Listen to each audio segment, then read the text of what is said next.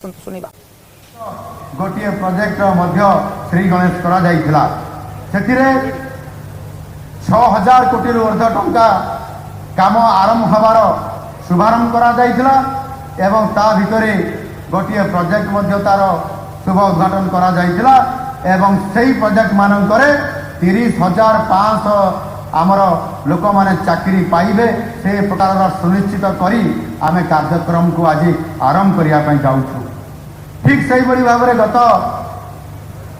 7 तारिख और 8 तारिख आम द्वितीय पर्याय दिल्ली में पुनर्बार जाठी केंद्र सरकार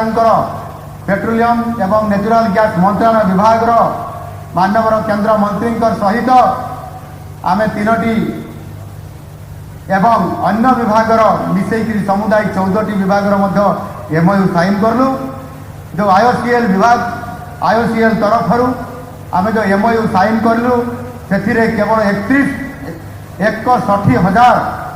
61,000 कोटी टंकार आम एमओयू साइन करलु जहाँकि आमर देशर सर्वबृहत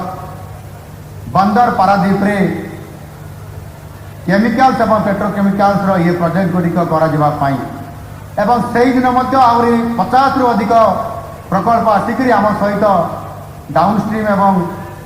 आंसिलरी इंडस्ट्री आसिक आम सहित जोगाजोग कर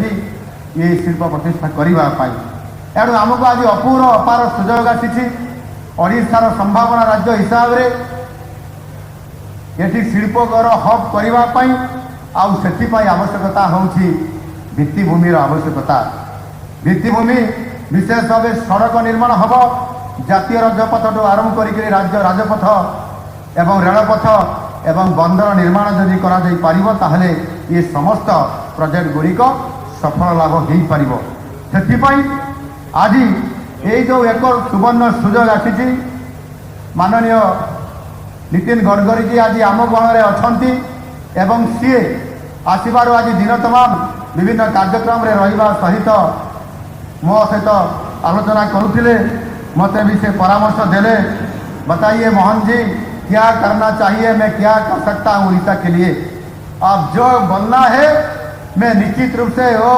प्रोजेक्ट को करके ही वहाँ से जाऊँगा। ये प्रकार तांकर प्रतिश्रुति एवं ये प्रकार तांकर आम उड़ीसा पाई संभावना राज्य रे सी जिते टंका आवश्यकता पड़ो ओडिशार भित्तिभूमि करने आपण शिल्प करंतु भित्तिभूमि अर्थर अभाव रहा से समस्त प्रकार आर्थिक व्यवस्था जोगे देवाई से निर्भय आमको प्रतिश्रुति आज देइछंती एवं आज से निश्चित भाव में आमको तांकर कथा रखला बेले कथा को रखिबे। एणु आज ये जिते सब प्रस्तावित प्रकल्प को जिते बड़े धरा तल को अर्थात आम ग्राउंडिंग करने तल को ओह्लौचु प्रथम आम भित्तिभूमि को सुदृढ़ करने पड़ो आई आम यही दिगरे डबल इंजिन सरकार is firing from all cylinders ये प्रकार भावना रखिक आज आम कार्यक्रम आज आरंभ करने जाऊँ। निश्चित भाव में कहबी जो बड़ी ढांचारे national highway authority of India NHAI गठन करा जाइछि राज्यर एवं देशर बड़ बड़ प्रकल्प गुड़िकर सीधा सड़क भाव में स्वयंशासित भाव में कार्यक्रम करने से भाव में राज्य में अनेक गुरुत्वपूर्ण राजरास्ता गुड़ी को राज्य स्तरीय ताकू कि भाव में करा समस्त ब्लॉक रू जिला जिलू राज्य पर्यंत पंचायत पर्यंत ये रास्ता को जोड़ापी आम गत विधानसभा एक बिल आनी विधेयक आनी ओडिशा राज्य राजपथ प्राधिकरण गठन करिचु ओडिशा स्टेट हाईवे अथॉरिटी जो कि आमको पर्याप्त परिमाण रे आमे सेतिरे आमे पूंजी निवेश करूँ भित्तिभूमि निर्माण करने एवं से विश्वस्तरीय रास्ता गुड़िक निर्माण करने आमको 75,000 कोटी टंका एभली एक योजनाबद्ध भाव में आम कार्यक्रम करने आगामी दिन में जाऊँ। बंधुगण गत 10 वर्ष मध्य ओडिशा रे 38,000 कोटी टंकार राजपथ निर्माण ये प्रकल्प सब कार्यक्रम चली। चलित वर्ष 2025 मसीह 32,200 कोटी टंका व्यय 1,590 किलोमीटर ये रास्तार डीपीआर अर्थात डिटेल प्रोजेक्ट रिपोर्ट प्रस्तुत ये करा चली वर्तमान राज्य में 20टी बाईपास एवं रिंग रोड निर्माण कार्य चली राज्य में जहाँ मुझे कहूली 70,000 कोटी भी अधिक टंकार विभिन्न प्रोजेक्ट आमे आमर जो राज्य राजपथ प्राधिकरण माध्यम करने योजना करुचु एवं ता सहित अनेक गुरुत्वपूर्ण रेल प्रकल्प गुड़िक कार्यकारी करा नरेंद्र मोदी जी सरकार समय वर्तमान पर्यंत 70,000 कोटी अधिक टंकार रेल प्रकल्प निर्माण कार्य ये आगे चली एवं चलित वर्ष आम सबुठार अधिक बजेट रे 10,586 कोटी टंकार ऊर्ध्व टंका पाई ये निश्चित भाव में केंद्र सरकार आम ओडिशा प्रति जो भाव में रेल क्षेत्र में विकास करने भित्तिभूमि को सजाइवाई जो पदक्षेप नौकरी निश्चित भाव में प्रशंसनीय। मुझे गडकरी जी को धन्यवाद देवी जे गत वर्ष आम सरकार को मात्र 3 मास होता बेले 15,000 कोटी टंका जातीय राजपथ निर्माण पर मंजूर करते केवल 2025 रे 684 किलोमीटर 26,000 कोटी टंकार भी अधिक कार्यादेश दि जाए ये काम को संपूर्ण करा निष्पत्ति सबू नितिन गडकरी जी विभाग तरफ ये सब नि आज उद्घाटित होगा जाऊा जो प्रोजेक्ट गुड़िक आज उद्घाटित शिलान्यास करने जो कार्यक्रम गुड़िक आज से गुड़िक भितर प्रथम होमर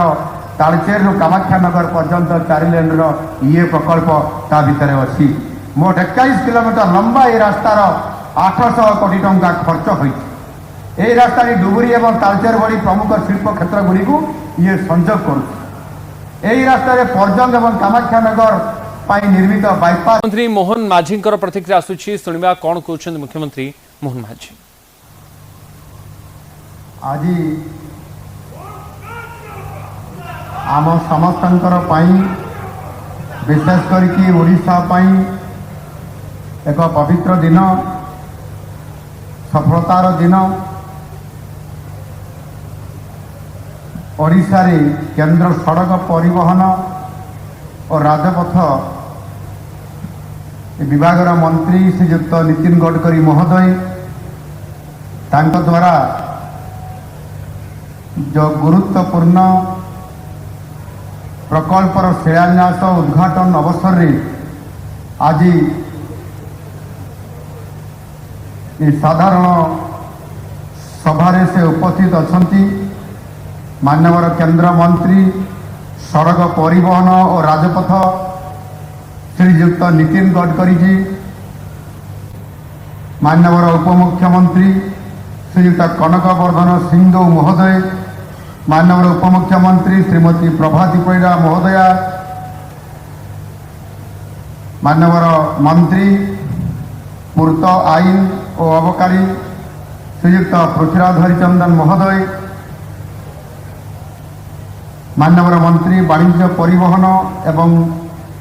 इस्पात खनि श्रीयुक्त विभूति जेना महोदय माननीय मंत्री जंगल और परिवहन तथा जलवायु परिवर्तन श्रीयुक्त गणेश राम सिंह खुंटिया महोदय उपस्थित मंच रे माननीय समस्त सांसदगण माननीय विधायक विधायिकागण गणमाध्यम प्रतिनिधि मोर प्रिय भाई और भौणी माने आज ओडिशार भित्तिभूमिर विकास पाई एक ऐतिहासिक दिवस यही अवसर रे आपण माने जो माने यही कार्यक्रम सहित जोड़ी होती आज ये समस्ते उपस्थित रही ये कार्यक्रम को सफल करने सहयोग हाथ बढ़ाई मुझे समस्त को अनेक अनेक धन्यवाद प्रदान करुच्ची। आज इसी ऐतिहासिक क्षण पर मैं केंद्रीय सड़क परिवहन और राजपथ मंत्री नितिन गडकरी जी को स्वागत करता हूं। आज आपके कर कमल में हमारे राज्य के लिए 19 परियोजना 4173 करोड़ रुपए की लागत से शुरू हो रहा है। लगभग 154 किलोमीटर की सड़क की शुभारंभ और भूमि पूजन आज हो रहा है। माननीय गडकरी जी, आज दिन भर आपने उड़ीसा में आपकी मंत्रालय द्वारा कार्यान्वित परियोजनाओं की समीक्षा भी हो रहा है। उड़ीसा की विकास के लिए आपकी ये योगदान अत्यंत महत्वपूर्ण है। आपको बहुत बहुत धन्यवाद और बधाई है।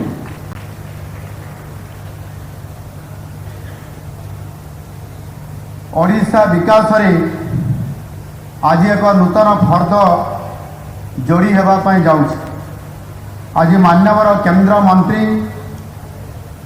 श्री नितिन गडकरी जी कर कमरे राज्य में 19 गोटी रास्ता प्रकल्पर शिलान्यास करा जाउछि। 4173 कोटी टंकार व्यय प्राय 154 किलोमीटर दीर्घ 19 राजरास्ता ब्रिज एवं फ्लाईओवर निर्माण होब। यही सब प्रकल्प संपूर्ण हेले संपृक्त अंचल मानकरे यातायात सुविधा हब एवं अर्थनैतिक दृष्टिकोण ये रास्ता निर्माण हेले निश्चित भाव में ओडिशार जनसाधारण को लाभ पहुँचाइब। आपण माने जानिछंती भारतर यशस्वी प्रधानमंत्री श्री नरेंद्र मोदी भित्तिभूमि उपर विशेष करिकी सड़क निर्माण पर प्राथमिकता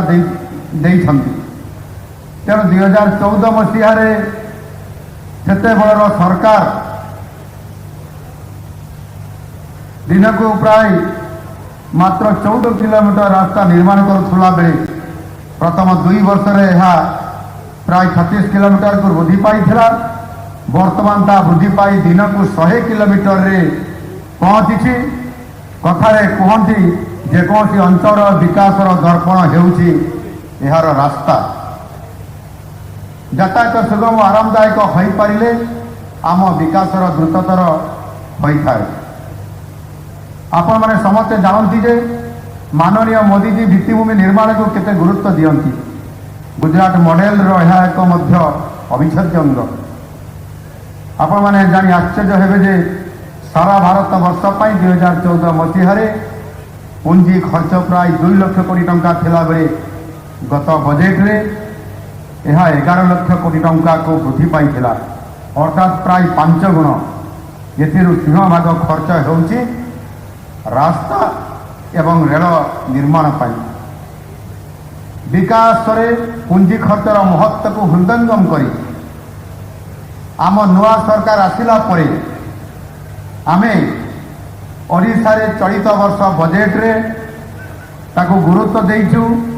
एवं सेति पई 2025-26 आर्थिक वर्ष रे जो आमर 3 लाख कोटी टंकार बजेट आम पाखरे आसी पहुंची सेतिरे आमे भित्तिभूमि को गुरुत्व दउछु।